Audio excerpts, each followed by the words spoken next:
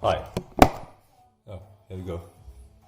So I'm trying to articulate a couple of ideas here, and I guess the best way to do it and prove that I came up with this in some regard myself, even though I'm sure I'm not the only one who's thought about this, is to record it. So I'll begin. Hi.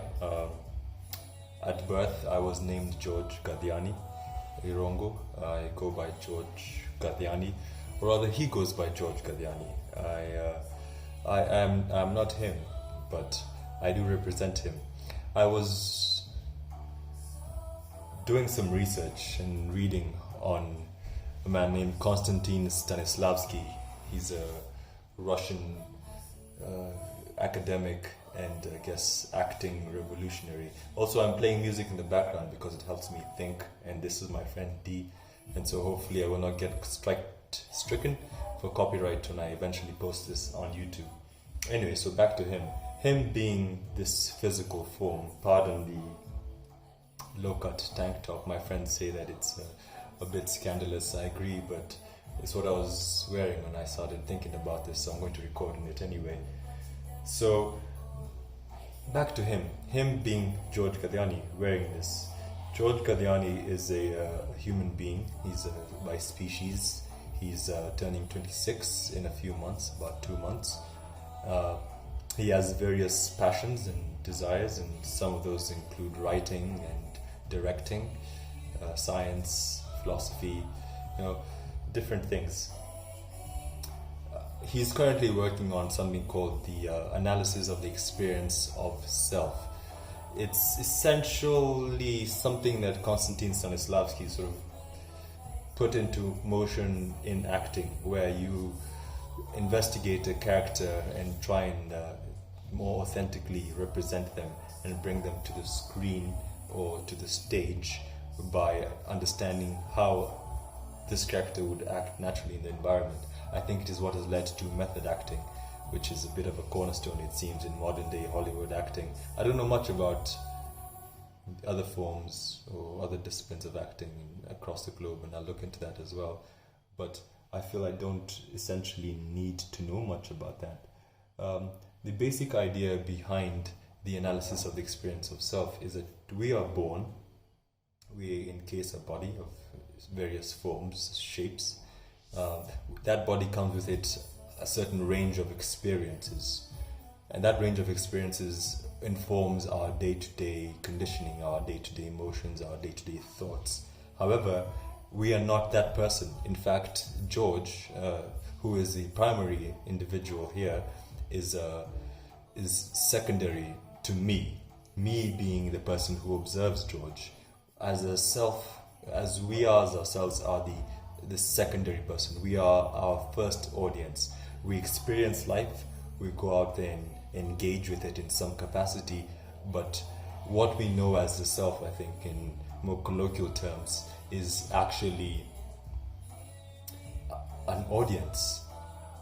It's us watching ourselves do things and making conclusions about that. A friend of mine by the name of Ernest Ocheng, I think he currently works for, I won't say which company he works for, but he's Ernest Ocheng. He was my junior, he was a year younger than me, and or rather than I, in high school. A great baritone. He and I were having a discussion about the dimensions. There's a point, there's width and length, there's depth or height, which would be the third dimension. The fourth dimension being time, which we move through in only one direction. We are part of it. We are sort of clocks in a sense, and so we move forward through it, but can't really move back, or at least we perceive that we are moving forward to it. Although, of course, it is all instantaneous, simultaneously. The fifth dimension that we discussed is abstraction. If I say the word carrot, I was talking to my partner just now about potatoes, so I'm going to say carrot instead. If I say the word carrot, what do you picture? You might picture the orange vegetable, the root vegetable. You might picture the word carrot. You might picture the color, carrot orange.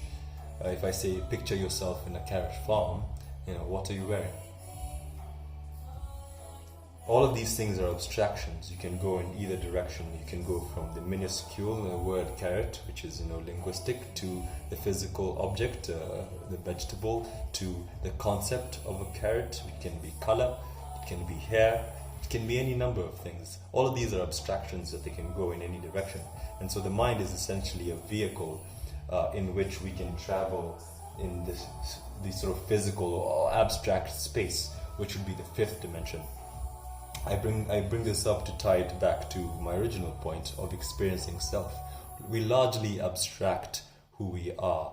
We are secondary, or we are primary observers of the actual objective experience that we all have. And so when we abstract these things, we can change them. Method acting is a way to represent emotions, authentic emotions on stage or on screen. I would like for us to do something called method living, I guess. This is an extension of Stanislavski's position.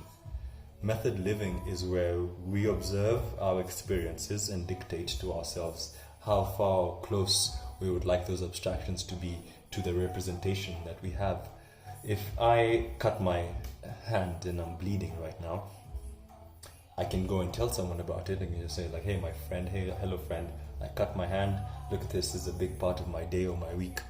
Oh, I could just not talk about it. I could cover it up, I could put it in my pocket the whole time. I could lie and hide it the entire duration until it's healed and no one necessarily needs to know. And if it's not a deep enough cut, it might not be easy to perceive. How we choose, or rather the weight that we choose to give to our experiences and our memories, are largely a part of the character that we are developing.